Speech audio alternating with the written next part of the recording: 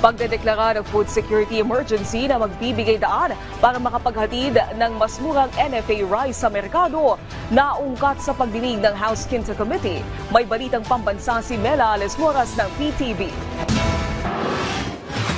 Pinamamadali na ng mga kongresista sa National Price Coordinating Council ang pagdedeklara ng food security emergency. Sa ikalimang pagdinig ng House Quinta Committee, pinuna ni House Appropriations Committee Acting Chair Stella Kimbo kung bakit hanggang ngayon wala pa ring resolusyon ukol dito ang NPCC. Mahalaga kasi ang hakbang na ito para makapaghatid na ng mas murang NFA rice sa merkado. Pagtitiyak naman ng Department of Trade and Industry na bahagi ng NPCC sa mga susunod na araw, inaasahang mailalabas na ang resolusyon. Kailangan nyo nang i-declare na meron tayong emergency because clearly merong extraordinary price levels as a result of the non-translation of the tariff reductions on the current price levels. Meron na, Mr. Chair, tapos na yung draft. In 2 days, lalabas na yan?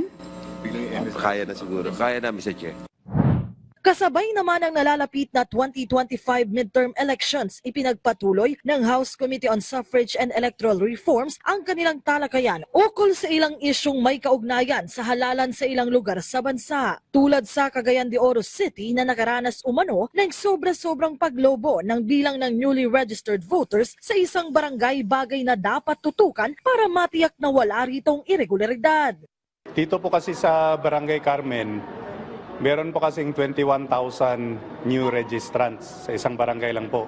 This number is statistically improbable and yung mga congressman nga sinasabi nila dito sa Committee on Suffrage na disturbing yung increase. Mainit namang sinalubong ng liderato ng Kamara si Malaysian House Speaker Tan Sri Dato Johari bin Abdul kasama ang iba pang opisyal ng Malaysian Parliament sa kanilang pagbisita sa batasang pambansa. Ayon kay House Speaker Martin Romualdez, malaking bagay sa Pilipinas at Malaysia ang pinalakas na interparliamentary relations ng dalawang bansa. Isang resolusyon pa ang inihandog ng Kamara bilang pasasalamat sa Malaysian delegation. We want to celebrate Philippine-Malaysian relations.